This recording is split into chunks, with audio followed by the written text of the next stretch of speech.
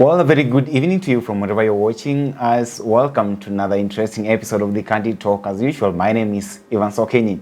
Now, joining me to understand and help demystify the intricacies of Kenyan politics is none other than Professor Herman Manyora. Prof, welcome to the show. Thank you, Evans. You look speak and span.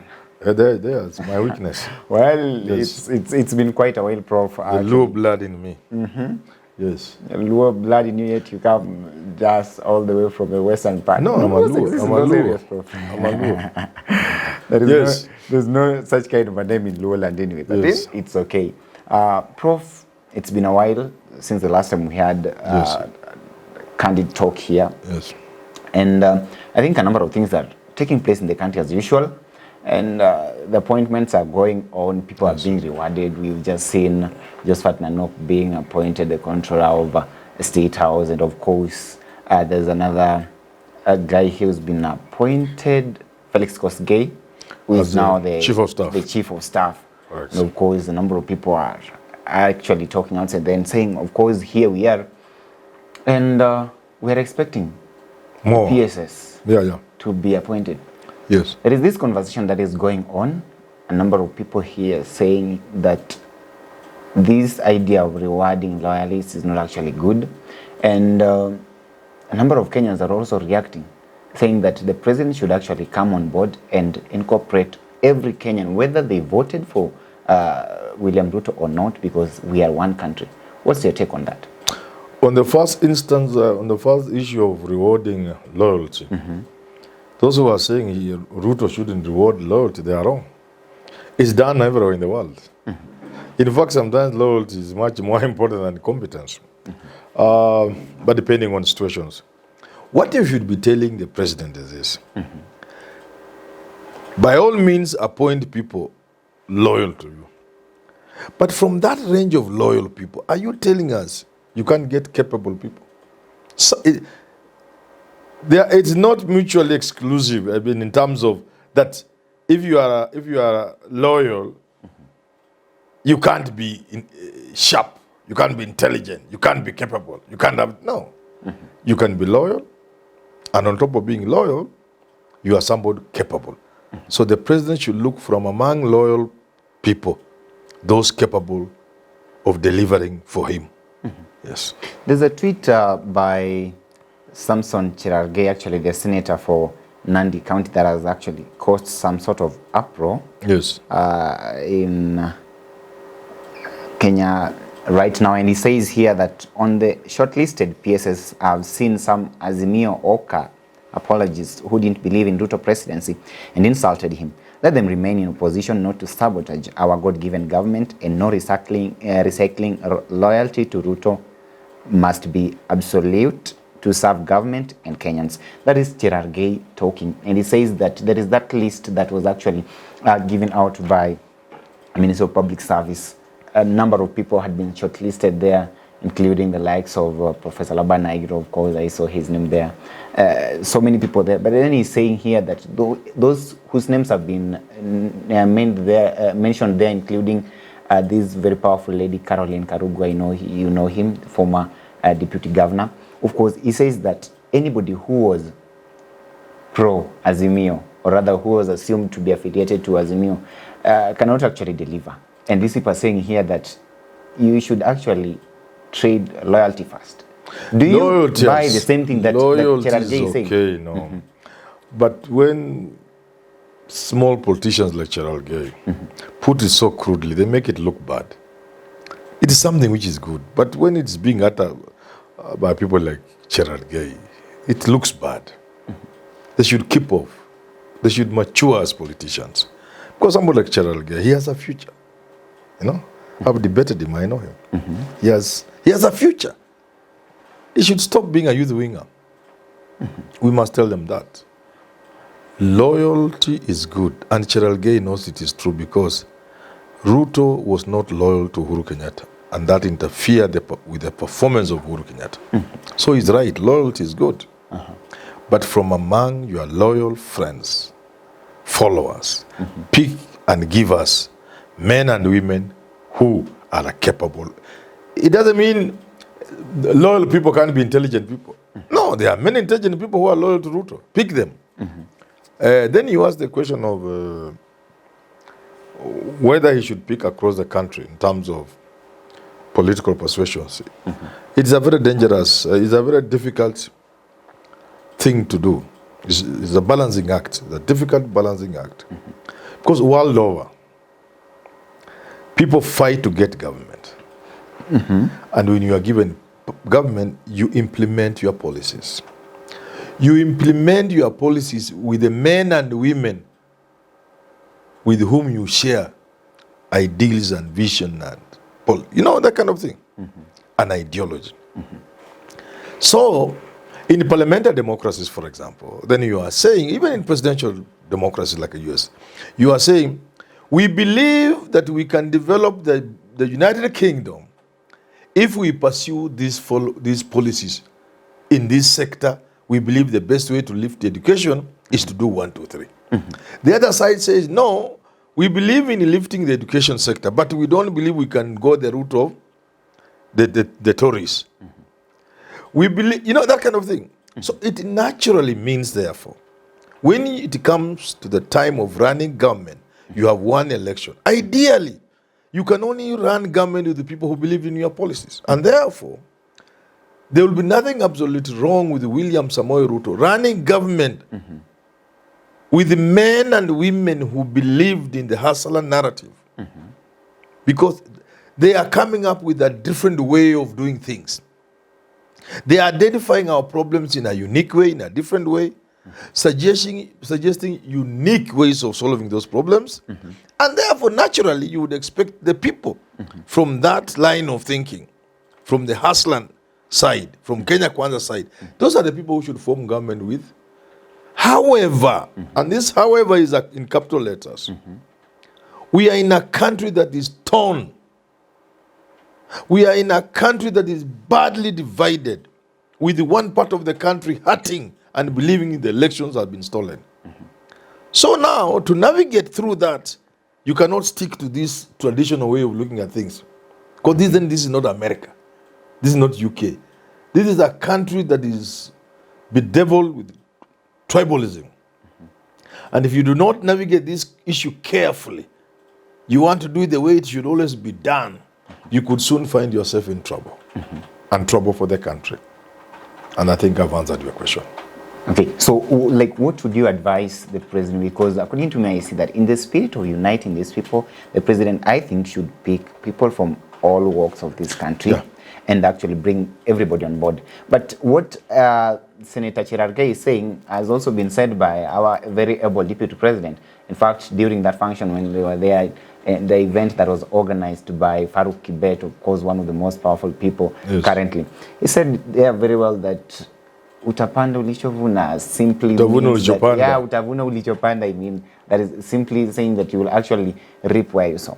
And he was actually saying here that everybody who believed in the Ruto manifesto, all those people who supported him, now the analogy throughout, will actually receive. So regard this analogy of food and the metaphor of going to the shamba where you had planted and harvesting. And of course he's saying. And then cooking food, but the house can go on fire.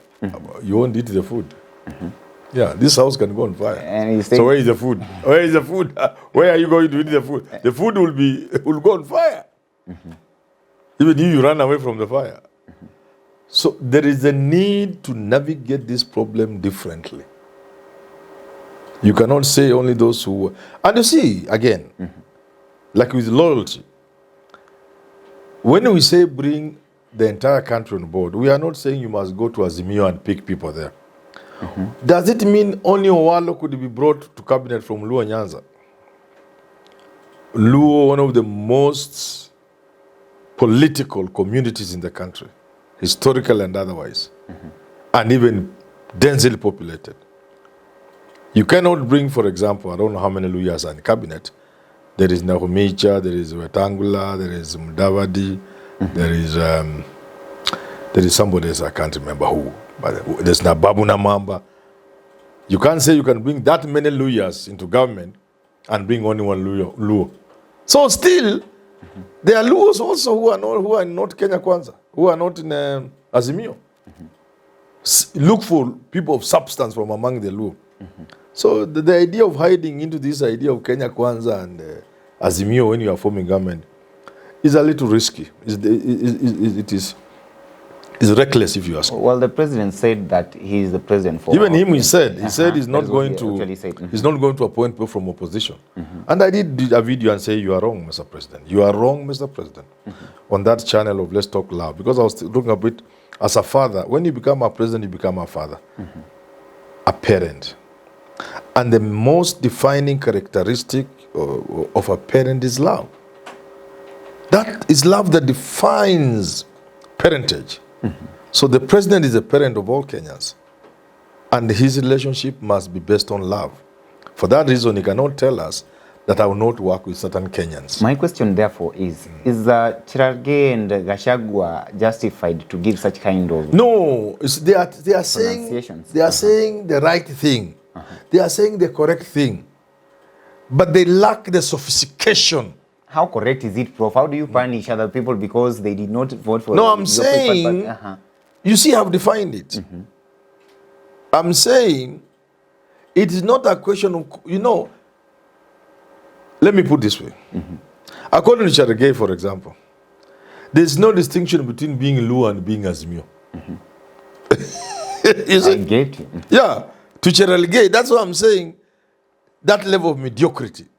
He lacks the sophistication to know that the two are not one and the same. You get it? And that's why I'm saying you can go to Luo land and pick 3 ministers. So long as you are picked well, they don't have to be Azimio. But you are sending the signal that we are in this thing together, this is our country together. But if you go the Cherargei way, where the moment this is a name shortlisted starting with O, according to Cherargei, even a while perhaps you not be in cabinet. Because the name starts with O. They're saying this, that is the cheapness I'm talking about. This is ours. We should bring our people. That's the cheapness I'm looking about. Another level of cheapness is seeing this country, this government in terms of Kalenjin Kikuyu government. Again, if you go that direction, you could easily lose. But that is what actually even the deputy president said, because this is ours. We bring our people that on ours board. aspect is wrong. And you can say the same thing in a much more sophisticated way. There are some things you can say kienyeji. I have no problem with it. But certain things that have the potential of bringing danger, you have to be careful in the way you craft your words and messaging. If you just open your mouth, you are deputy president, and say, you reap where you sowed. And that means our people will be the only ones in government. That is dangerous. It's not just cheap, it's dangerous. Okay. Now, Prof, finally, as we get down to the bottom line in matters of our people here, we've seen the name of one of the names that has actually raised eyebrows in the country in that list of potential principal secretaries is none other than the wife to Wafula Chebukati, the immediate chair of the IBC. A number of people are saying that if these people are actually saying that they're awarding their people, yeah, and nobody has a problem with Wafula Chebukati's wife being there, doesn't that mean that she's also theirs, and therefore this does not actually sit well with a number of Kenyans? They're saying, okay, so this is actually what was taking place in the ground. Do you know the art of government, running government, let's just put it simple, running government requires a lot of tact and intelligence. Knowing very well that perception in public affairs is more important than reality, especially in politics. So somebody like William Ruto and his close associate will do well to remember that we are in a deeply divided country with a section, a big chunk of this country hurting badly. A country with a configuration, ethnic configuration, is a country with a lot of fissures. It's a country, it's like, I liken a country like Kenya to a petrol tanker. That is, when a petrol tanker has overturned, many people have died in this country, more than we want even to remember. The most memorable, the most serious was Sachangwan. If you see somebody smoking a cigarette or lighting a cigarette next to an overturned petrol tanker, what comes to your mind? Danger? Of course, you'll be Serious sensitive, danger. yes. A country such as ours, having gone through a divisive election with a big chunk of the population hurting and believing elections have been stolen, and beyond that, believing that they are being made to accept that this country can only be ruled by two communities. That is a dangerous country. You must therefore navigate it extremely carefully. There are sensitivities and sensibilities. Sensitivities. You must know there are toes you can step on. So, it will be foolish, if you ask me, for anybody even to attempt to shortlist Chebukati's wife. Because it's about public perception. But she's been shortlisted already. Yeah, it will be foolish.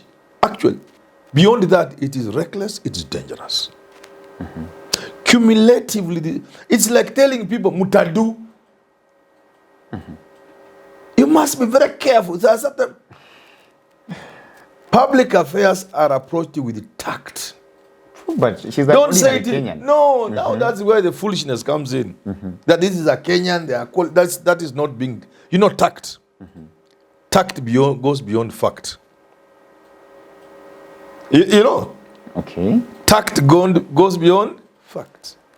If you rely on just fact, truth, you cannot manage public affairs.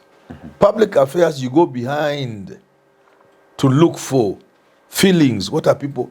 Feelings are not things you can address using, this man has the qualifications. Here they are. Perceptions. With this election just ended, and with the feeling from about half of the country, if not more, that this election was stolen, and the Chebukati was the chairman, how would you shortlist his wife for a senior public official job? It is being reckless. Simple. I know a little English. I may not speak it well, but I know a little English. I know it is reckless. It is like mutadu. It is seen by a serious percentage of the population as impunity of the highest order. That we can steal your election and proceed to do anything we want, which may not be correct, but that is the perception.